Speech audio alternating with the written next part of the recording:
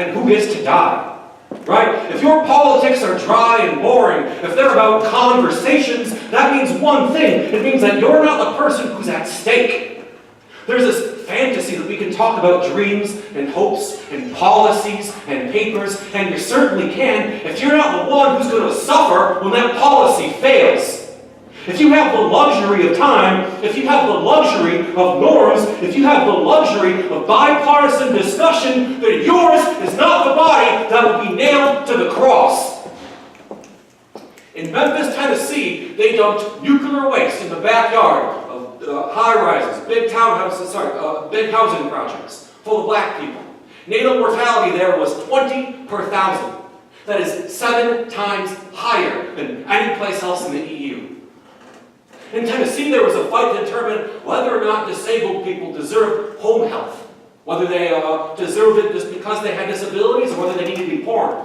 Families were ripped apart. People had to get divorced. There was a process that people would lose their homes, lose everything they had behind them and move to Colorado in the hopes they would get home health and Medicaid there. 8 people killed themselves on the Capitol steps in Tennessee. Right? So we are not talking about health care here. Health care is not enough. Our goal is not health care alone, but emancipation. We must put the people who have been most harmed at the front of the line. And we all must walk together every goddamn step of the way. We cannot compromise until everybody has been liberated. Sorry I worked up. It really gets my goat. My name is Timothy Faust. I'm a member of Democratic Socialists of America. For the past year, I've been driving around the U.S. talking to people about health and equity, right? Driving all over the coast, or coast to coast, plains to Gulf, talking to folks about healthcare and healthcare inequity. I don't think we're doing Q&A, but I'm happy to A any Q's after this talk. If y'all will do me a favor and aim my big Q, which is that I need to understand health injustice from the ground up, right? Because it's different from place to place. It's less than a minute. And so your stories and your anecdotes and your testimonials are really important. Also, before I get to my speech, a little bit of a disclosure. I am currently employed ironically in the insurance industry. Obviously, as you can tell by now, nothing I say represents them or vice versa. I just can't quit my job because I need the insurance. And that's not a joke. I make $2,000 a month in medicine. And so I said earlier that I want your stories, right? And that's because healthcare is local. Health disparity is local. There is a world of difference between health needs in North Brooklyn and South Brooklyn, or Boston and Birmingham, or Los Angeles and Little Rock, or Boise, Bozeman, and Butte. And so I wanted to know more. I've traveled up and down America to understand health inequity on the ground, to understand not just from papers, but with my eyes and with my heart, how healthcare needs manifest. And ultimately, through it all, I've just seen so much suffering. Right? I've been welcomed to families thrust into inescapable debt because of the complications from pregnancy. I've met the children whose birth caused that, right? The children who are born into that debt and will carry it all of their life. I've sat with widows and widows, people who watched those whom they love writhe in agony and out of love spent everything they had in an attempt to ameliorate that agony, and who failed, and who were failed, and who carry themselves now both in heartbreak and poverty.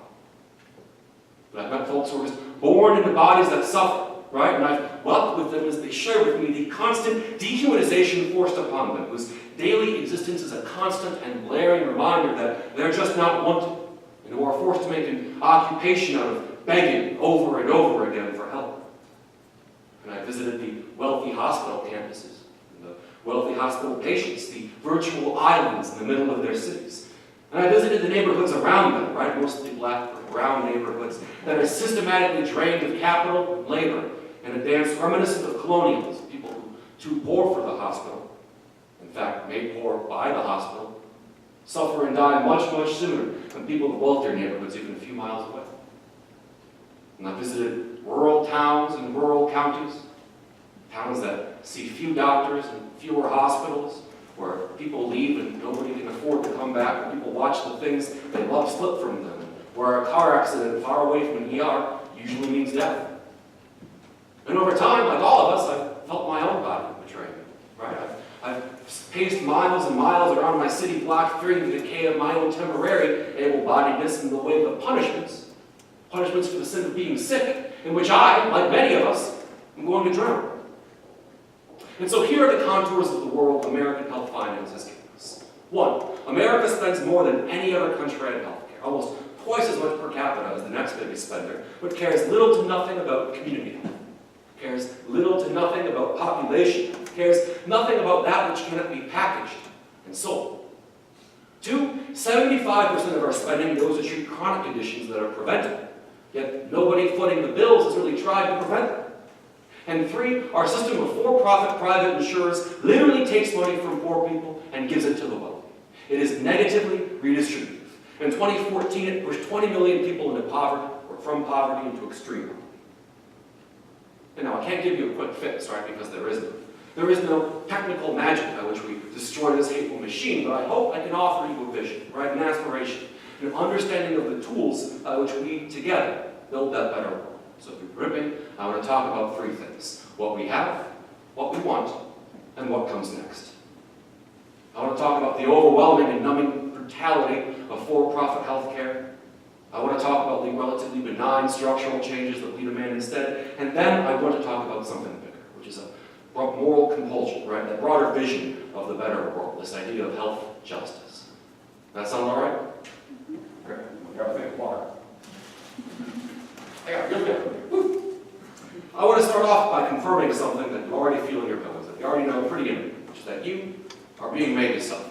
You are being exploited. And because fundamentally we have created a world in which you are made sick and then punished for being sick, so that somebody else can turn a big profit. And let's talk about why that exists. By and large, the costs of receiving healthcare are much, much more than any individual person can afford by themselves. Not a lot of folks need healthcare in a given year. In a given year, 50% of all medical costs come from 5% of the population. 80% of all medical costs come from 20% of the population. That's a fungible population, right? It moves around. Maybe some years you get into a car accident, other years you don't. Some years you give birth, other years you don't. So these costs bounce around from person to person, but when they hit you, they can hit you pretty hard. And if everybody had to pay all of their own healthcare costs out of pocket, eventually millions and millions of people would go into crushing bankruptcy or medical poverty. It's not a guess, that's history, because out-of-pocket spending used to be the only way we paid for healthcare. And it wasn't until a bunch of nurses, and a bunch of unionists, and a bunch of socialists insisted that letting folks go into poverty because of illness was immoral, that we shifted to a new payer model. And that's the idea of insurance. Now, insurers are organizations, or in the US, companies that receive revenue by charging you monthly premiums. When someone gets sick, insurers spend the money they take from everybody to pay off a portion of those healthcare costs, plus keep a profit for themselves. And so the more revenue an insurer receives from customers, or realistically, the more subsidy it receives from public money, the wider those costs are spread, and the lower the insurer's per person costs. This idea is called risk. But here's the real dumb thing, right? Because if people use their insurance plans, the insurer loses money. So if an insurer has too many folks who use their insurance plans, or too few healthy people, or too many sick people, for example, if it gets one, or just one unaffected person who has hemophilia, whose care can cost up to $1 million a year, its per person cost is really staggering. And so to compensate, it increases premiums. But when premiums go up, people that can't afford them drop out, unless, of course, they're sick, and they can't afford not to afford them. They stay on board, so costs keep going up, so premiums keep going up. It's this big vicious cycle, this big Ouroboros of misery, right? So what an insurer wants is as large and as uneventful a risk pool as possible. Or wants to find ways to kick out sick customers, coerce them into leaving. Maybe it drops coverage for the drugs that sick people need. Maybe it cuts off access to the providers who treat the sickest patients. And it turns out that because insurance companies lose money when you get sick, the task of an insurance company is then, as much as it can, to make sick people somebody else's problem. Silly, we've just been tricked into viewing healthcare as a transaction instead of a relationship between a person, their body, their neighborhood, and their doctors. That's perverted. We've mistaken the profit motives of corporations for healthcare. And over time, we've delegated the responsibility of providing insurance to employers, let's suppose, because that results in the status quo of total employer domination, which your access to things like contraception, or blood transfusions, or hormone therapies are determined by the whims of your employer. But if you aren't lucky enough to have an employer, or if you've got an employer and your employer's an asshole, you're just left behind. And so the people who profit from the commodification of our bodies have decided it is acceptable to shackle the well-being of children to whether or not their parents were lucky enough to have gone back in time 40 years, learned the code, and found a benevolent employer. Welcome to the hell world of America 2018. Now it gets worse, right? It's too early in the talk for things not to get worse, because the costs of healthcare keep increasing. They increase much, much faster than inflation. Part of this is because more people are living longer with chronic conditions, right? Things like heart attacks or trauma or diabetes are the death sentences they were even 2 or 3 generations ago. So we spend more money taking care of more people longer, which is a fantastic way to spend money. But that's not what's at the root of the problem. You know this. Most of these cost increases occur because hospital CEOs, pharmaceutical companies, equipment manufacturers, close personal friend Martin Shkreli, keep finding more and more ways to charge more and more money for the same services, or racking up fees for unnecessary services, and no private insurer can really stop them. Here's what shakes out. In the US, the average inpatient procedure costs 40% more than the same procedure when performed in France, performed on the same patient. Or take, y'all know MRIs? MRIs are those big fancy computers that print money. And in the US, an MRI scan costs 5 times more than an MRI machine doing the same MRI scan when performed in Australia. The costs are high because the prices are high. Or most egregiously, think of the relationship between primary care and hospitals. Primary care is the things like checkups, basic medications, the kind of familiar health care you get from your family physician. It's high volume, it's low margin, and generally it's not super profitable. But now conversely, a hospital gets paid an average of $2,000 a night for an inpatient stay. So if you're a hospital CEO, it just makes a hell of a lot more sense to push folks into inpatient admission instead of wasting your time or wasting your money letting them get cheap primary care outside the hospital. Or it makes even more sense to buy up all the cheap primary care clinics and then using them to charge hospital rates. Now that sucks. And it means that 1 in 6 Americans have no access to primary care at all. So as you can see, there are kind of 2 fundamental truths to American healthcare. One, if you're a payer, like an insurance company, it's just not profitable to insure people who are sick. 2, if you're a provider like a hospital CEO, it's extremely profitable to charge sick people as much as possible, as late as possible, so long as somebody's footing the bill. And so upon these jagged rocks, we've built this big, loathsome church of American healthcare, in which the question of who gets to receive healthcare and when, or really, whose suffering matters, is determined by private profitability. Well, this whole scenario scares the bejesus out of everybody involved, particularly insurers, right? Insurers are interested in finding ways to avoid paying these rising costs. Sometimes that means just refusing to pay for claims. Certainly happened to you or someone you love. Before the ACA, the insurers just refused to cover people who were, or who were likely to be expensive. You know the phrase pre-existing conditions. But it's still not enough to claw costs down. So we all got together, everybody in America, back in the 1970s, which I certainly remember, and invented the idea of consumer-driven healthcare. That's the idea you should make consumers, which is just a libertarian way of saying people pay more for the costs of their own healthcare, right? Because that's why your deductibles and your co-pays and your premiums go up every single year. Because once you're paying more for your own healthcare, you'll be turned somehow into a smart shopper. And through the power of the free market or whatever, you'll shop around, not get unnecessary or too expensive care, you'll find the cheapest ED in town if you're hit by a car, you'll yelp your surgeon, and somehow all of this together will bring costs down. Now we just internalize the language of the oppressor, right? Because insurance companies can't afford the rising costs of healthcare, their brilliant solution is to force more and more of those costs onto us. That's why right now, the average silver plan, high deductible plan, has a deductible of $2,700, and 40% of Americans have less than $400 in savings. You know what's worse than that? This whole thing doesn't even work, because no, people who are forced to pay for healthcare costs they can't afford just don't seek healthcare. And they don't not seek expensive healthcare. They don't seek any healthcare at all. They avoid primary care. They avoid preventive care. They ignore that rash, or try not to look at that tumor, take away that chest pain. Because we demand people bear the burden of healthcare costs they can't afford, they are forced to just watch their bodies turn to time bombs until they have a heart attack in their jobs and leave their kids behind. This is awful. What do you do about it? How do you square the rampant increase of healthcare costs with the fact that it's just not profitable to insure sick people? Well, if you're Democrats, you can collaborate with the Heritage Foundation to offer us the Affordable Care Act, which is at its core the massive subsidization of private industry with public money. The ACA is a big bargain, right? A big plaintive whale. Please, please, please, how many billions of dollars, it asks, do we gotta give you so you stop getting sick people off their insurance plans? You know, the ACA, of course, had its successes, first and foremost among them, the expansion of Medicaid. where Medicaid was expanded, we saw a 6.1% reduction in the mortality rate. That's 11.1% among communities of color. And we understand why. These are folks that have been systematically, if not violently, denied access to health care in the first place. So even the relatively meager expansion of Medicaid does a hell of a lot to help them seek care when they need it. But at the end of the day, it's not enough. Because costs keep increasing. Quality of care stagnates, if not worsens, for the most vulnerable among us, and 31 million people are still uninsured. The ACA has failed in its pursuit of health justice.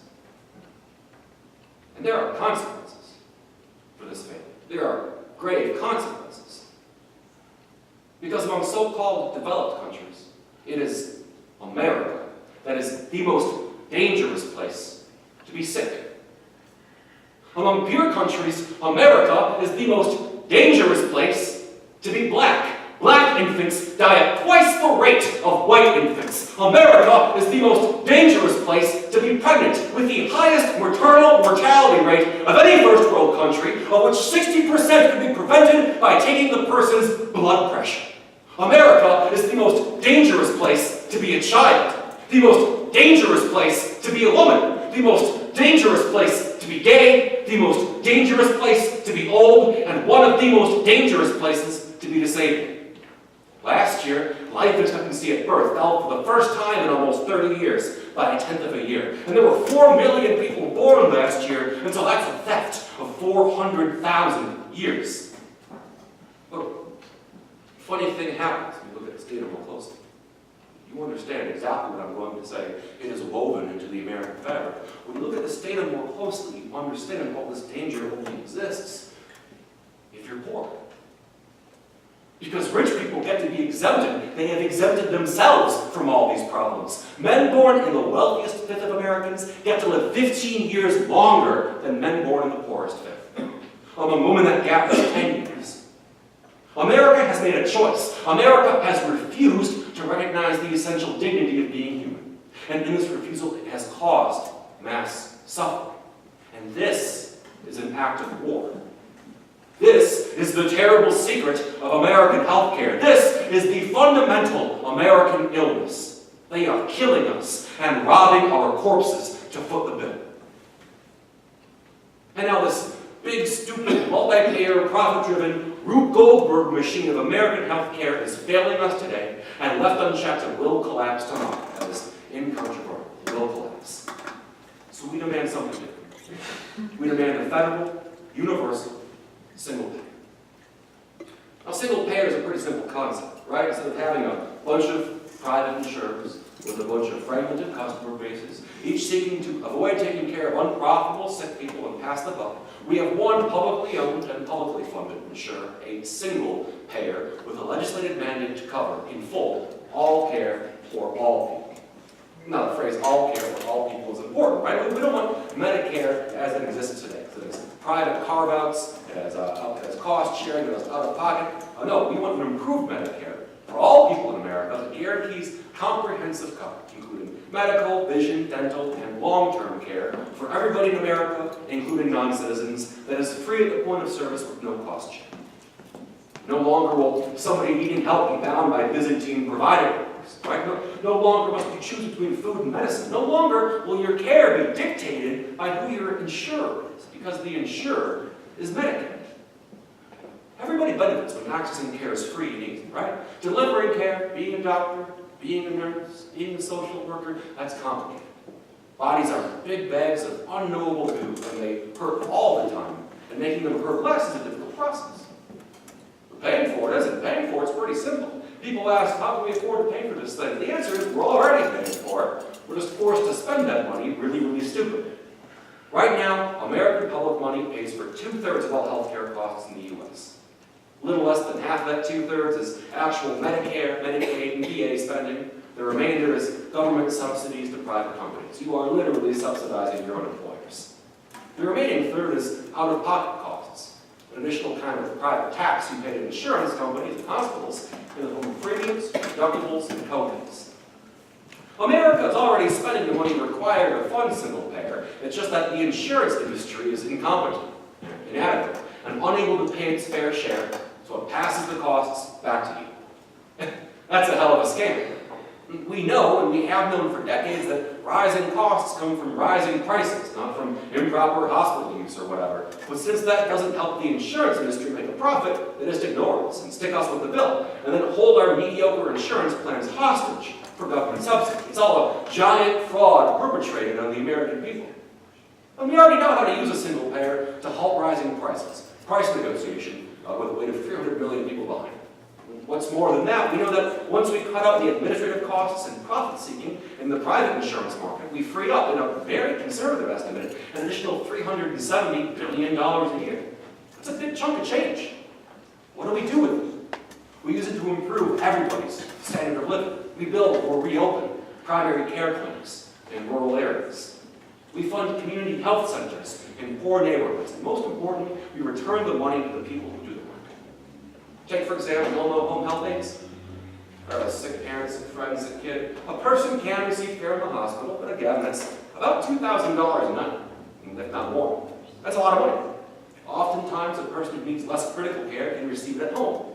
For a lot of people, not everybody, for a lot of people, home is a nicer place to be, right? Homes where your TV lives, homes where the computer lives, homes where your dog lives. Great. And so you can receive care at an average of $120 a visit. Amazing. Everybody wins. You save money, more humane care. Everybody comes out on top. Everybody comes out on top, of course, except for the home health aides themselves. Because for this valuable labor, they're paid a nationwide average of $11 an hour. I think much lower in Idaho. So we can allocate this money to do what the private market refuses to do. Pay fair wages for essential care that helps everybody. Well, think about it, right? Who makes a real difference in health outcomes? Is it millionaire CEOs? Is it expensive luxury suites and expensive luxury hospital wards? Is it $40,000 data packages for nerds? No, of course not. They just get to build the most. But it turns out that non-diagnostic, extra-clinical care, compassionate labor makes all the difference. Social workers, patient advocates, nurses, these are folks who are chronically unrecognized and undervalued, but they're the only folks, the primary folks, who make a difference in population. These are pretty basic ideas. These are pretty simple demands. We understand the social forces that make folks healthy, and we understand the structural ones that make people sick. And in the face of this knowledge that population health is structural and social, knowledge we've had for literal decades, capitalism's response is to blame illness on aggregates of atomized individual choices, rather than package them in healthy lifestyle commodities, on apps and cookbooks and step trackers. But despite what app companies insist, there are no apps that bring about better health. A How to Survive on $4 a Meal cookbook doesn't do anything for folks who only have $4, if that, per meal. A program that penalizes you for going to the ED at the wrong time doesn't do shit to make you healthier outside the hospital. But in the multi-payer private model, nobody's investing in population. Nobody's investing in compassionate labor. Nobody's paying these people fairly. And they never will. Because right now, your private insurer only bears the costs of you receiving care while they're insured. Because you're going to change insurers in the future, and eventually, God permitting, go on Medicare, they don't feel any pressure to provide you with care that makes you healthier now, that helps you become healthier in the future. Let me put it another way. You know that if you're at home and the window breaks, the weather gets in. And if the weather gets in, you get sick. And if you get sick, or if your kid gets sick, you got to go to the doctor. And if the local clinic was shut down, or it's booked solid, you got to go to the hospital. And if the hospital's far away, or you don't have a car, you got to spend all day, if you're lucky, taking the bus. And if you got to take the bus, you got to spend all day dealing with the bus system. If you got to spend all day figuring out the bus, you can't go to work. And if you can't go to work, you can't afford to fix the window that caused the problem in the first place. And so the answer isn't to fork over a pile of cash every single time you go to the hospital. The answer begins with giving people what they need to fix the damn window. But there are no private actors in the American model who will consider responsibility for these things on their own. Aetna is incapable of addressing the foundational problems of healthcare, or fixing the broken windows. Anthem is incapable of reopening the 18 rural hospitals that have closed in Texas because of lack of Medicaid funds. Humana is incapable of rupturing or of repairing the ruptured PVC septic systems in South Carolina that have brought bookworm into the state. In the exact same way that a billionaire, even a good billionaire, is incapable of lessening income inequality. Or a cop is incapable of shrinking the prison industrial complex. problems. They cannot fix these problems because they've been constructed by and within these problems. They cannot solve them because they existentially cannot think of them as problems in the first place. We can, and we do. And so it makes perfect sense that the same actor who suffers when people don't get care, which is all of us, and anything that's suffering, should be the actor that pays for that care in the first place. Because once we force the federal actor to bear the costs of providing care, and the risks and costs of what happens when care is not provided, once we force it to confront the rampant suffering of all its people, it can finally be used as a tool for realizing health justice. If your people are suffering, they don't have a place to live, or where they live is unsafe, then housing is health care. And you must build housing, social housing, to bring health care costs down. If your people are suffering because they don't have access to healthy food to eat, and so they're getting diabetes or comorbidities like cardiac failure, then food is health care. And you must provide people with affordable and free food options, and the time, space, and materials with which to prepare it. That's how you bring health care costs down. If people are suffering because they don't have access to needle exchange programs, therapy, or counseling, then rehabilitation is health care. And not our current end-of-life palliative care model of rehabilitation, but the full social and safety structures required to help people handle addiction, or perhaps not fall prey to it in the first place. That's how you bring health care costs down.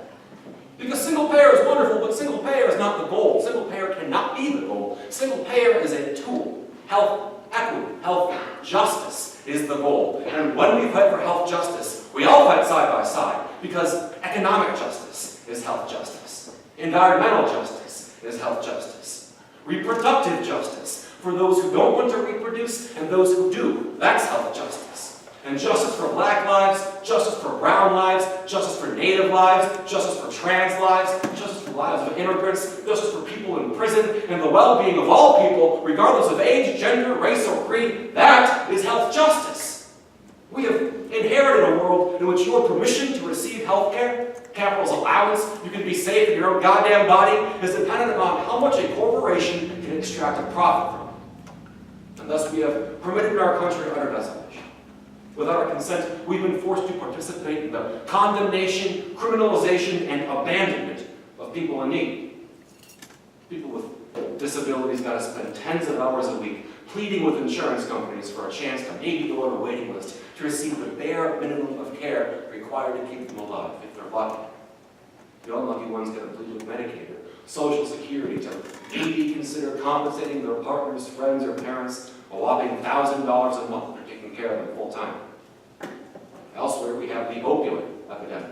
An epidemic whose vector is capitalism itself, originally designed as a patent extension ploy with a massive marketing campaign, which now kills 180 people a day. And those it doesn't kill are written off as criminals, right? Because only criminals use needle drugs. Who cares about them? They're made untouchable, left to rot while their children cry their names. People who have chronic pain are just pushed to the side, stigmatized, and ignored. In life, it is poor and uninsured people who are used to test the drugs that are then turned around and sold to the wealthy and insured. And this servitude continues in death because it is primarily the organs of the poor that are ripped and sold to the wealthy as transplants. There is no end to the body war of capitalism. There is no line too far for the commodification of the body. America has cheered the privatized slashing and burning of social structures, and then has the audacity to punish people for suffering. When people are in need, we waste time, effort, and money means testing them, separating the so-called worthy from the unworthy among those who need help, and then stigmatizing them instead of guaranteeing the basic decency of health equity. This is cyclical. This has happened forever. It will continue to happen as long as we tolerate, even in whispers, the idea that the body is a commodity. And for systematically marginalized people, sick people, homeless people, people battling addiction, people with disabilities, poor people, pregnant people, trans people, women, people of color. Well, there's no way for the medical industrial complex to find value in their bodies. This is America. There's always the private prison system ready to receive them for profit. So my friends, healthcare is not enough. Right? Our fight must be for something much greater than just insurance. We've been made sick by structural poverty and structural racism. We've been bitten by the wicked snakes of racial and economic and patriarchal domination, and these are not the problems that insurance can solve. And so when we attack, we gotta aim for the heart. Capitalist exploitation. And so single payer is not the revolution, it is just our first counterattack in a war that is already waged against us, by which subsequent counterattacks are made possible.